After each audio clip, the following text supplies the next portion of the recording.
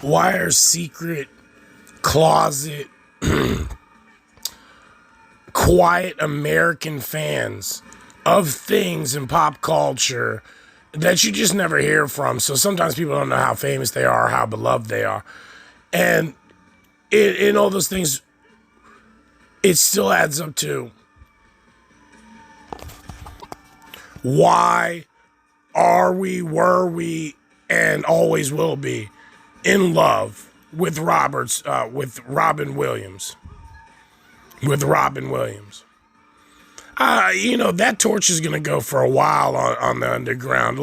And I'm not talking about like the normal underground. I'm talking about the very normal underground, the very one where it's just like, God, everyone loves him. He was a great family man. He could have been a father to America, like one of them hardcore fathers that you never really understand until it hits a hallmark that's like, wow, you make human look so good, even without all of its imperfections and shit. And it's not even about that. It's literally about the fact that he was not afraid to be a human man, even a Neanderthal, even a caveman. It's so good what he did and left for society that even beyond the fact of all things, we'll always have a torch for that guy, always love him, and will always carry something about him. And there might be a lot of things you can forget, and a lot of things even Sam Kinison, everybody can forget for a while, but then when you get him back, you just kind of are you have moments about him in society and life. It's dude, what? Rock on. And dude, Robin Williams was a very proper rock on. He gets a very big echo in the universe of Rock On. And maybe every once in a while I'll stop and talk about him if it doesn't rip us apart. But it's just one of them things where that dude was a piece of magic. While he was alive, it was it was one of those unrenowned, unknown things that that dude, he might have been famous. He might have been famous in the world structure, everyone knew him. He was a household name. But that's not really what it was. It was his being as a human being and all the things that he did to equivalate or define and help define humanity spiritually from what we know in life. That man is a giant. You have no idea. Cause it's how you have when somebody passes or your grandfather becomes a certain age type of shit, and you start hearing about all these stories about you never really understood how much of a man he was until the story was closing towards a certain point, or the story had arrived to a certain conclusion where they had to redefine what the story meant, and it still went down that he had accomplished so many of these beautiful giant things, and for something that doesn't seem amazing, I'm not saying this is what he did, but I'm just saying when you hear a guy opened up a grocery store and he was the king of that town and city, all that shit matters when you think about a guy like Robin Williams. He had so much common class affair that lit us all up and made us better, stronger human beings, that he is a part of the performance enhancing reality that no one ever talked about. He is a status quo to some parts of evolution. People don't even realize it. You're born to take us to space. You know what I mean? He was born to take us from fucking primitive to space. That's a guy I could trust him giving me the monkey book and telling me how to count rocks and shit. You could trust him with some shit like that. That dude will be forever immortalized in my heart, and I think a lot of other people's heart that are quiet American intellect and deeper wisdom in the world will always claim and believe that man to be something larger than life, even in death and so on and so forth. But I find myself more than I've ever noticed with people or celebrities that died. I still glance past that in my heart and I'd be like, God damn, that dude was fucking amazing. That dude was just amazing. I want to add it all up, but it'll sound so frail and stupid and nerdy that it's just kind of fuck that. Hypnox should leave that shit for somebody else who has to go break down and really tell you that shit. But it's not a breakdown for me. It's just one of them things where that dude rocked.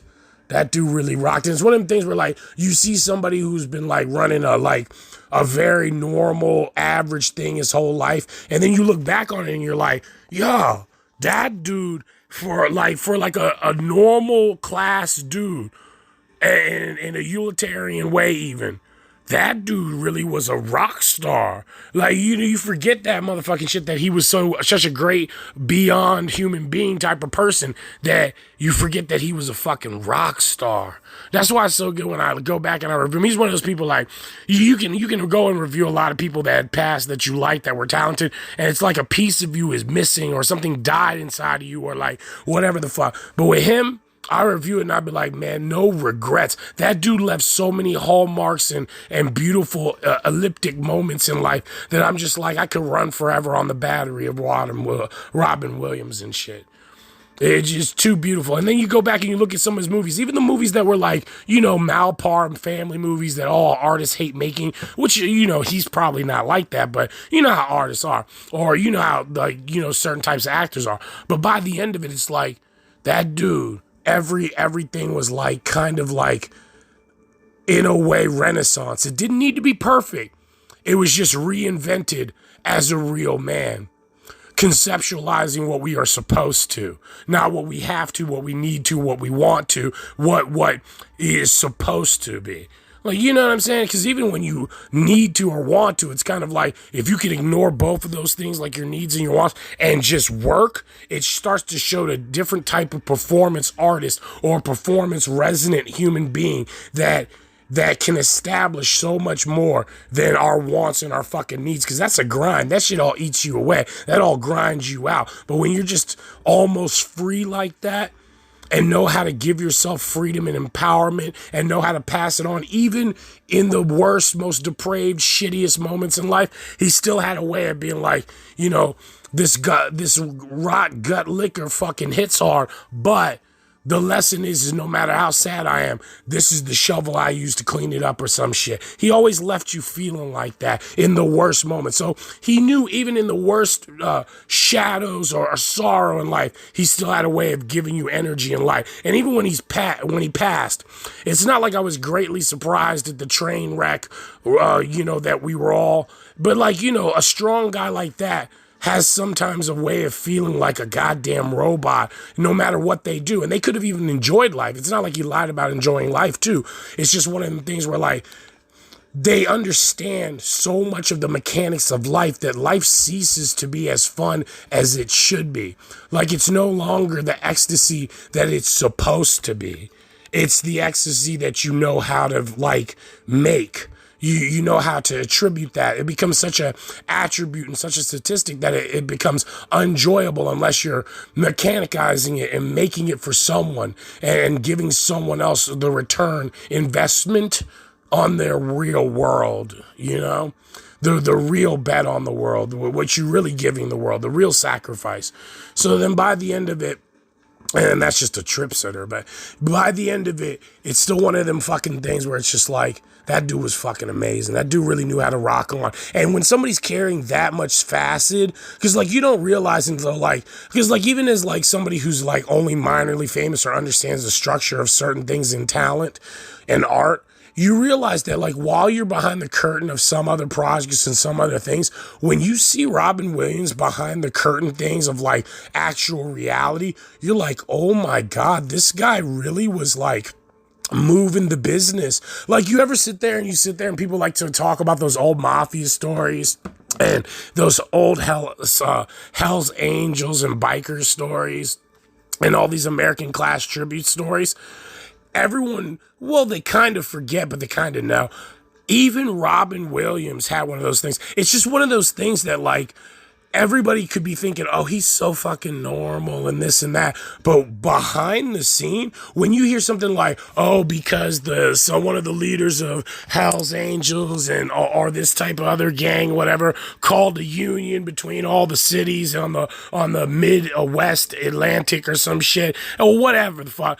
And 40 different gangs showed up and it looked like it was fucking the Warriors movie and shit. And they announced what they were doing doing and how they were going to run their cities and stuff to support each other and the new growth or whatever the fuck, all that stuff. He was one of those people that had the ability to call the world into doing something. He was very inspiring.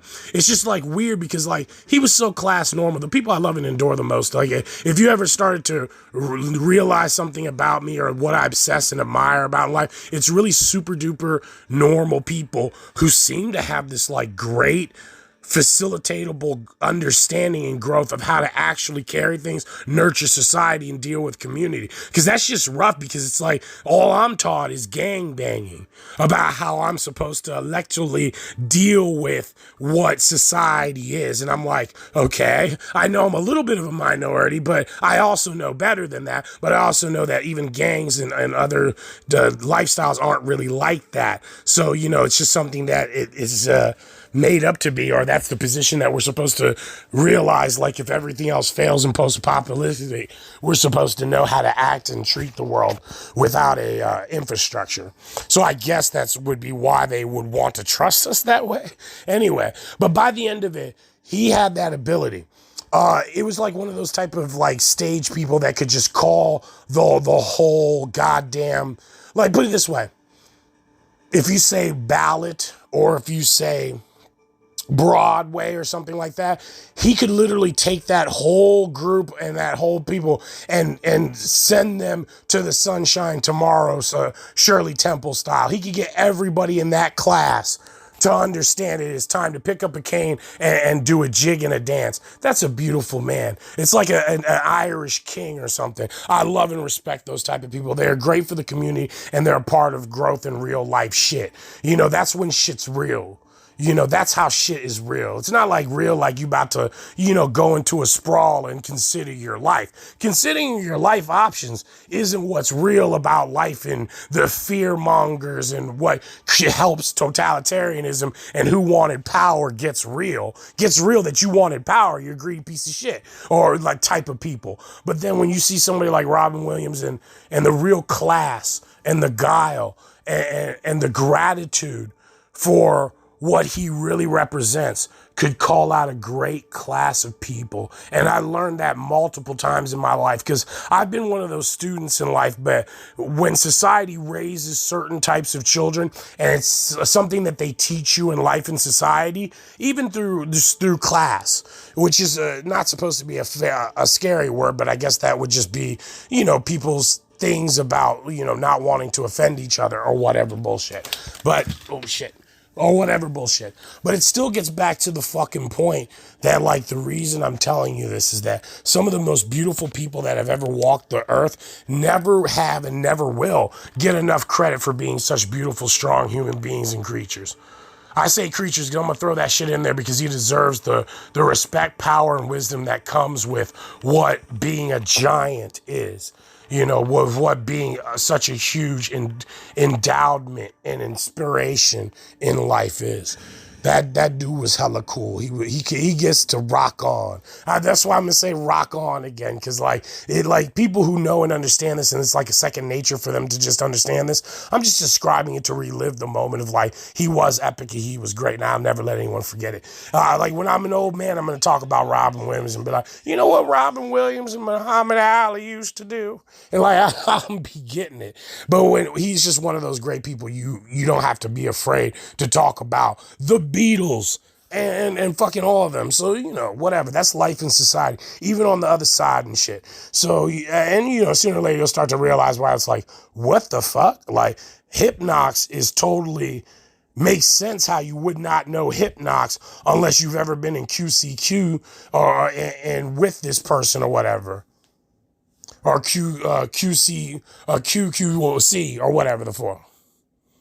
So by the end of it, you'll realize that like if you go and you check Robin Williams, and I mention this because if you go down through the articles of history and do different things, and people are always sincere, like you imagine you got all the ghetto people who are really intelligent and you want them to actually respond to you, but they don't respond to anything. You'll have me over there sitting in the corner on the side, and then people will describe a giant mass situation or a scene that we all understood, and then we walk out of the corner and we all stand up in the main aisle and we go, Winston Churchill. And then we all stand back and everybody understands the person who would have saved us at that time was Winston Churchill. And then we stand back. Then they describe a whole different era where everyone doesn't know what's going on and you need to understand ideologically what was going on. And then we all stand forward and we say, Robin Williams. It's like his name is Robert Paulson. His name is Robert Paulson. His name is Robert Paulson. It's life is kind of like that for spiritual people who will always fall short in adequacy of so many great, immense moments that no mere man or professional or pioneer or greatness or even contendium of the motherfucking pinnacle will ever be able to stand up to rationally, that you can't barely conspire to. Untrained wisdom and beauty. Untrained wisdom and beauty that comes the fuck out of nowhere. It's just so true. And it's not like anyone had to think about this shit. And that's why we call them great. Because, like, you know how other intelligent people were like, well, yeah, it's obvious you thought about it for 5 minutes and came up with it. No. Where fate gives and dictates a way to is that in most of those cases, even intelligent people were like, well, they were special because no one knew what to do at the time because it actually fit that person's personality to save us from something. Or to have the ideological answer naturally, where they were called and ushered from fate like some kind of a Lion King prophecy to tell us the great story of the mountain without offending us. The real great story. It's not that they lived and died on the fucking mountain. It's that we all know that they were called to the mountain for something that we always ambiguate so that we know not to really remember the real offense. Because there was really never really supposed to be any offense. It was just kind of like all great men one day had to represent something for all of us that was larger than life. And it usually often involves sacrifice, but that's okay. You know, just hope you're thrown off the mountain by somebody great, you know, and that's all. And you could throw me off a mountain. You could kick me out of a nightclub. You could kick me out of a hotel. I wouldn't care. He was a great dude. He was one of those dudes that like, I don't care. I don't care what he did. I love him. Fuck it. He beat the shit out of me. Oh, well, I love him. I'd even tell the story. He spit in my wine one time and I still love him. But no, he didn't. But he was, you know, good. He was a good motherfucker. You know, I didn't know him like that, but he's a good motherfucker. But it's still just one of them things where, like, when I review back about it, I could go and talk about him for hours every day. It could even be like a yoga therapy thing because he did a lot of like good shit for people that like, you ever see it? People make dumb, insultive memes. He one of them people sitting in the background is like, everything he's ever done in life counters how stupid and belligerent motherfuckers and ignorant motherfuckers could be in life. By his mere presence and what he has done for life, they look like fucking stupid trash and imbeciles. Just because he was a good person. And he was very, you know, liberated in leadership and what it really meant. And not even for all the things where he taught us how to, like, you know, suffer a stupid motherfucker or to be great in spite of all that, to just be like, a stupid motherfucker is a stupid motherfucker. You know what I'm saying? Oh, well, you know? And even when he always won a battle. It's weird too, because when you review back on it, it's like, he always seemed to win a battle. But even when he was like slighted or spurned or fucking, what's that shit called? Begotten to quarrel or some shit. I forget the fucking word for that. It's a very old word that I wanted to use for him, but I forgot what the fucking word was. God damn it. So anyways, back to, that's what I hate about vocabulary. No matter what you do with your vocabulary, even if you work on your vocabulary a lot, you always find a way to get stuck in different places and just be like, God damn it, like, I lost the 16th century because I was stuck in executive. And it happens with me and executive and these other people, because like my argument with executive people leaves me stuck with certain like poetic vocabularies. And I was only there to argue with them. So the more you argue, the more you lose intellect. And I've learned that from personal experience. So anyway, back to the point. I don't have that many arguments with executives, but they're just one of the bigger bullheaded people in the fucking storybook room of the world. Now, back to the fucking point. And I'm not going to talk about it too much because I don't want to wear you all out about him. I just love him. And I just want to make sure that I leave that in my index somewhere about how much I love him, because that dude was really cool. Like, fuck all the bullshit. That dude was cool as shit. Like, he was just really great for the world. And one day I'll go down the whole 4 or 6 hour list and explain everything he's ever done that has added up to why he was a great person. But it's just kind of like weird, because some of those things would be like, at one time he bought a hot dog at the fucking football game when everybody was calling each other a faggot. And he made it look like a really good hot dog too. And it's just kind of like, this doesn't seem important, but this is important to all the rest of us who were like, we were all paranoid and losing our mind about eating a hot dog while they were calling everybody gay and shit. And this guy comes out of nowhere and eats a hot dog like it's nothing. And it's just somehow nothing but sheer heroism. Like, could you imagine? And it's shit, like little, like normal guy shit like that. You have no idea about the everyday hero. That dude was incredible to me. And we're not talking about just like the little bullshit I said right now, but it's like stuff like that you don't even understand. It's like, put it this way. What would be a drivetrain without second gear? If you could go straight to fourth gear, bomb out, let it lug a little bit, and then catch up from over-remming your RPMs, and then just getting a clear shot to go in a $112. Like, what the fuck is the point of that when, you know, you're going to hammer out each gear like a fucking man?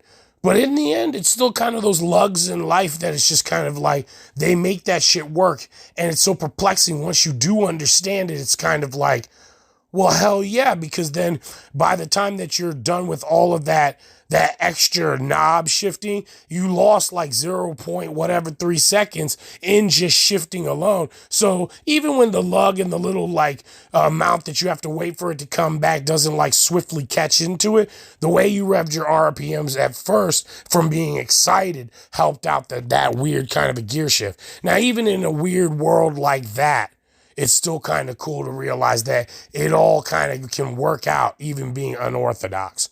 And people like him stimulate that kind of like out of bounds, out of the box type of thinking. So, you know, it's just good like that. And only special people like him can do that. Every once in a while you get one of those type of people. So it's just a really sweet story. But I don't know, I thought I wouldn't be shy, because there's a lot of things that I don't name drop and I don't do all this stuff, and I got a lot of weird ass rules. And it's not about like the thing of fame. It's just like I get caught up in a lot of drama for no reason. So I never really think to name drop, because it's like people like to have me in drama and fighting little wars or keeping some kind of preservation. So even when other famous people or people have offered me certain times where like, you know, if something like this happens, bring me up. And if I end up involved in it, I'll handle it. I don't respond to that unless it's some kind of emergency or like I just have to, or for some reason, which is like, you know, only twice or 30 times in my life. So, you know, but like, it's just one of them things where like, I don't think I should ever do that, and I never liked them in trouble, and I'm always trying to get out of drama. So why would my instinct to be like, you know, have them represent drama for me? Like, fuck that bullshit. And as many of times as I've been offered that bullshit, because they know I'm a sweetheart. So it's like, if you got in trouble with me, like, you must have been in over your head with trying to get offended to him or get offense with him, because he's not even the type to get in trouble. Like, Hypnox is like keeping shit good. Like, I'm usually a fucking good babysitter. I'm not like, how the hell you figured this out, because like we're not supposed to do that to animals or some weird shit. I don't know. You know what I'm saying? Like, it's always some crazy shit with those people. But by the end of it, I go and I look at it and I just like, that's one dude. If history got to remember some people and some key figures and shit, he's one person to not forget. And it's still harmless. Like, there's so many good things that he did that there's no way you can bring him up and then end up back at something, a few things that are so horrible that you can't actually like find inspiration. Like, he was a bucket of inspiration, even in his worst, sorrowous moments. he could still get you to drive that car again. And there were some hard parts to his personality. I mean, he knew how to, like, make you feel a little bit like, work hard, motherfucker. But he came from a generation where he hated that bullshit. So, like, he definitely knew how to do it, but he also knew how to leave you with the feeling like, if we're going to, like, triumph over this adversity, then it might as well be so. And without even saying so much as that, I'm even saying it too much to give you an idea, but he always made you feel like, whatever, this car just got to keep on the road and run. And even no matter what happened, it's still like, that's all I remember, is that he kept it on the road. Everybody else that can remember all the sorrow and all that other bullshit, it's still one of them things where, like, he still found a way to make that shit work until his death. But even I understood it and I understood all the other reasons why, like, at least sociologically, and what happened with civilization, and how many people wouldn't give him the apology he deserved or the respect that he deserved. And it helps because it's kind of like some people owed him an apology too. They all owed him an apology. They owed him a certain form of respect.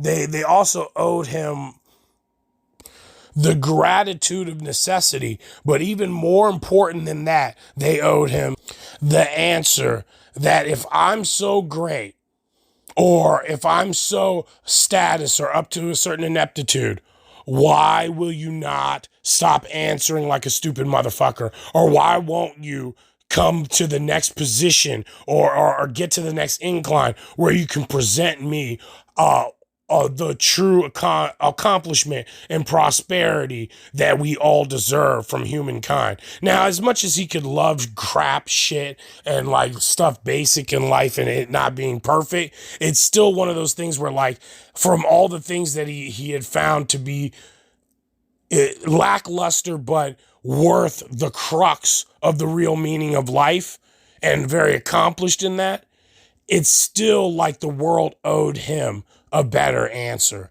And that's the truth. The world owed him a better answer, and they didn't give it to him. And then by the time that he's missing in the world, it's still our faults. We still know to believe better than that. And by the end of it, we all still owe him so much. He died with us in debt to him. We really were in debt to him. And that's the real story. And it was a great man, and it is some beautiful shit. And you have to see the true crux in all of that, is that when he had passed, we all owed him something. It was kind of like, the world is never going to live up to this shit. So, like, I did all of this. It was that way to a lot of us on the dark side of the circle, who know that, like, we all take it for granted for. You mean they're going to treat us like this the rest of our fucking life? So no matter how much we cut up our fucking heart and fillet it on the fucking oven, these people are going to have us living like this for the rest of our life. And there's never going to be meaning anything towards the progress of, like, our testimony is rectified to the whole revolution of where are we coming from? Where are we going? And then I cut into a nice country song.